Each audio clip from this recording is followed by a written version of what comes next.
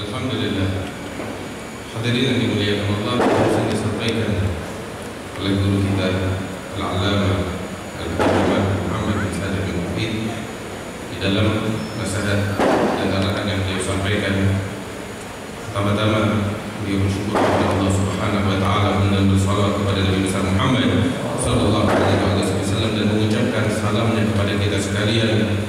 Dan kemudian beliau menyampaikan bahwasanya saat ini kita sama-sama berkumpul di dalam mengadakan perayaan Maulid Nabi besar Muhammad sallallahu alaihi wasallam yang juga kebetulan kita sama-sama berkumpul di malam terakhir daripada tahun ini, tahun miladi, tahun Masehi yang mudah-mudahan Allah tutup dengan Fatimah untuk kita sekalian.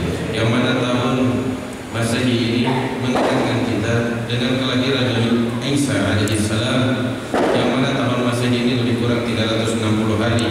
Dan tahun-tahun tersebut yang Allah ciptakan, ada tahun Qamariyah dengan perhitungan bulan atau dengan perhitungan matahari, semuanya mengingatkan kepada kita sekalian bahwa kita semuanya akan menghadap kepada Allah Subhanahu wa taala.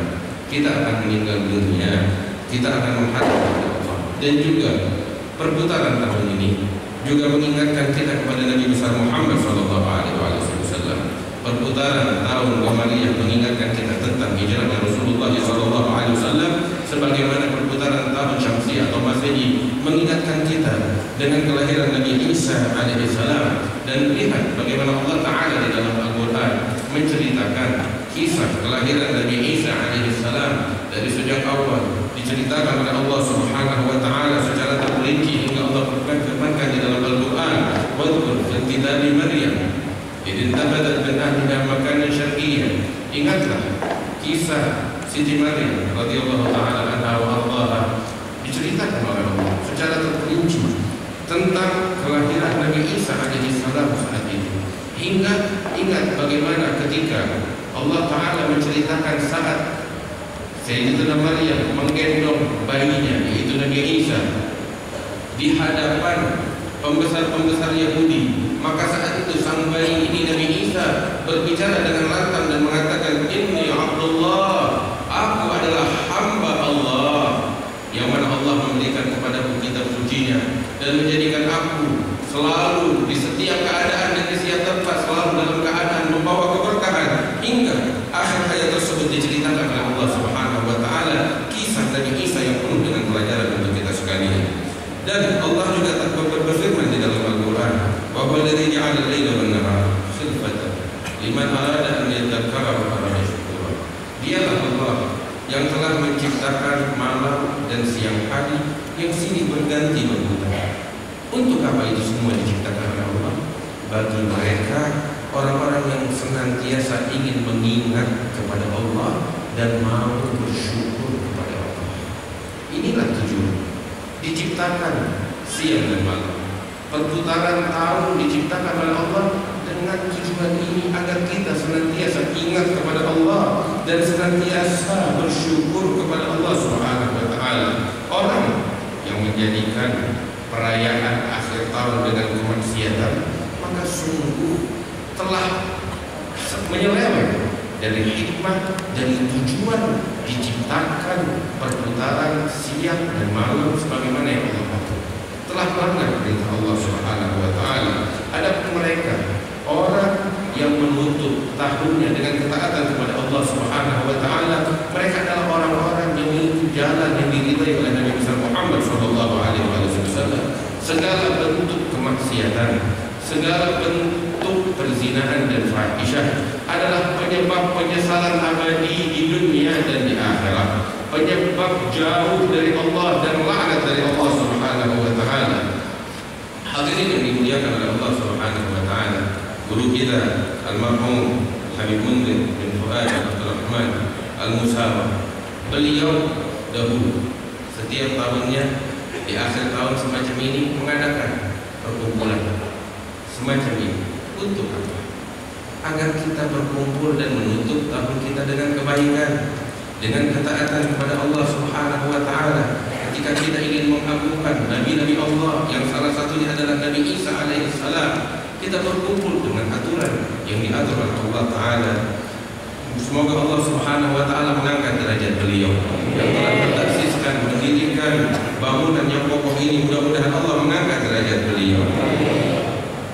Hadirin yang dimuliakan Allah, kewajiban kita adalah menyebarkan kepada saudara-saudara kita hal-hal yang dapat mengenalkan mereka kepada Allah, mendekatkan mereka kepada Allah Subhanahu wa taala.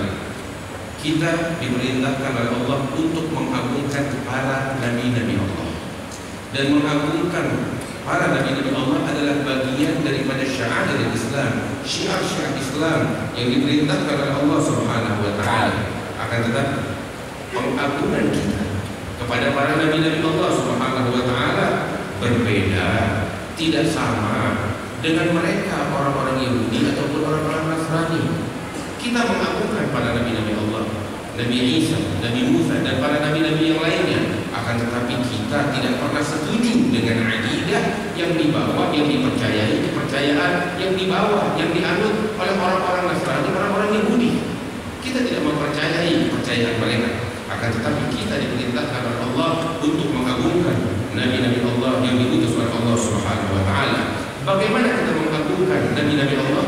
Kita mengagungkan Nabi Isa sebagaimana Nabi Muhammad mengajarkan kita cara mengagungkan Nabi Isa alaihissalam. Dan Nabi Isa kelak akan turun di akhir zaman dengan menjalankan syariat yang dibawa oleh Nabi besar Muhammad sallallahu alaihi wasallam.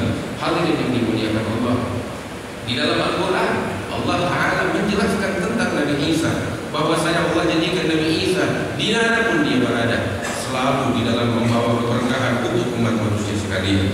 Kita tidak boleh ikut dengan orang-orang Yahudi atau Nasrani di dalam penyelewengan mereka, di dalam kemaksiatan mereka, di dalam kekafiran dan kesyirikan mereka. Kita tidak boleh. Kita mengagungkan seluruh nabi-nabi, Nabi Musa, Nabi Isa, dan nabi-nabi yang lain sebagaimana Allah perintahkan di dalam Al-Quran, la nufarriqu baina ahadin min rusulih. Kita tidak membeda-bedakan antara nabi-nabi dan utusan-utusan Allah Subhanahu wa taala.